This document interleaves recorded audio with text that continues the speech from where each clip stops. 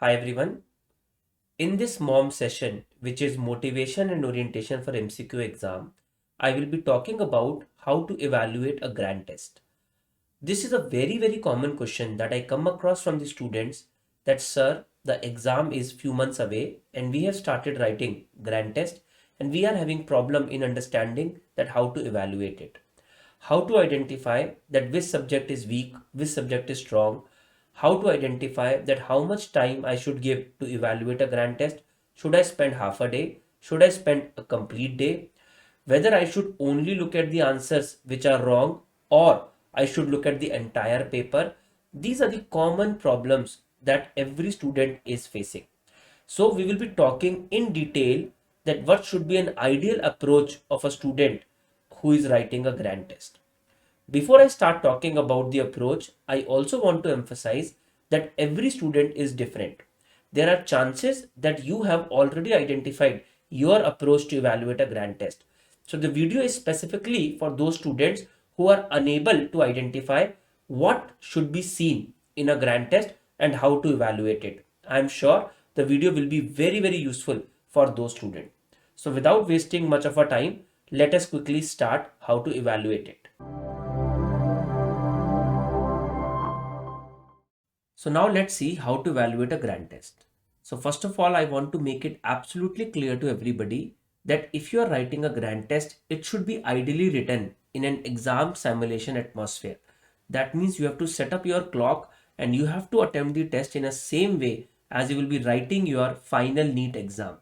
Some people have a problem in sitting for a longer time or about a particular day of the time of the day. So the ideal way is try to write a grand test at the same time. What is the timing of your NEET exam? The standard timing of the NEET exam is in the evening. So try to set it up in the afternoon to evening at the same way as you're writing your NEET exam, because it will help us in establishing our or setting up our biological clock. Okay, so that means you will be attempting the entire 300 questions in one go in a time limited manner, and that is 3.5 hours. Okay, you will be attempting the test in the same way as you will be writing your main exam, because this grand test is acting as a mirror of your final exam.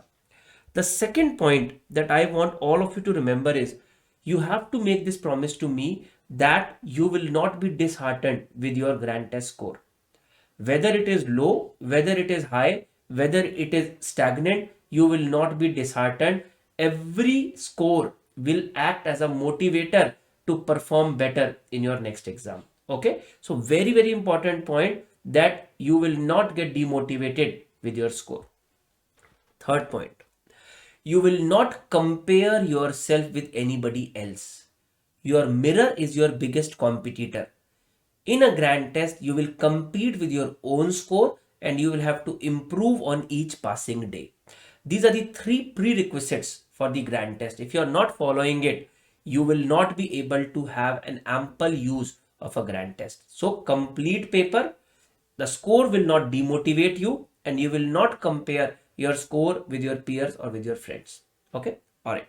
Now let us see you have got a particular score and how to analyze it, how to assess it. Okay. So in this 300 questions, depending on your level of preparation, obviously some questions will be right and some questions will be wrong. Now what you have to see is in this 300 question, first see how many questions have you left. Whether you have to leave or not, that's a topic of the separate video. Okay, so how many questions have you left? If you have left any question, that is something that you will definitely review. Okay, second, how many questions have you done wrong? This is also something that you will be checking it again. Third point, I am sure that those who do not have a concrete plan, this strategy will be very helpful for them in evaluating a grand test. Okay, in third point, you will also see how many guesses have you made. This is something that lot of us don't see. You have made a guess and this is right, you assume that that is correct. So these are the three type of questions that ideally you should have evaluated. if you're confident with an answer and you did it correct, if you are not evaluating it, that is absolutely fine. Okay, so how many questions have you left? You have to evaluate it. How many questions have you done wrong? You have to evaluate it. How many guesses have you made? Irrespective of the fact whether it is right or wrong, that you have to evaluate. So these are the three type of questions that you will need to evaluate after a grand test. Now that depends on your level of preparation, on your speed, that how much time are you taking in this. Okay, so that is the ideal way of evaluating a grand test. Okay, on the basis of this, divide your subjects as strong subjects, average subjects, and weak subjects. Okay, now try to make a list. Try to make a list of 4 strong subjects and 4 weak subjects. The 4 weak subjects means those subjects in which you have done maximum wrong, or you have left maximum, or basically the one that you have to evaluate it. Okay, you have to make sure that by the time you are writing next grand test, you are working on these 4 weak subjects. You have to make sure that the next time when you are evaluating grand test, none of that subject should be in that particular list. None of that subject should be in that particular list of the bottom 4. Okay, if you have more time, you can go forward like this. But if you follow this, every time a circle is being created, every time you are revising 4 different subjects, and you will see suddenly your marks will start improving. Guys, I have realized this, that if you follow this, if you do not have your own strategy, if you have your own strategy, follow your own strategy. But if you do not have your own strategy, if you will follow this, it will definitely help you in evaluating a grand test in a much more logical way.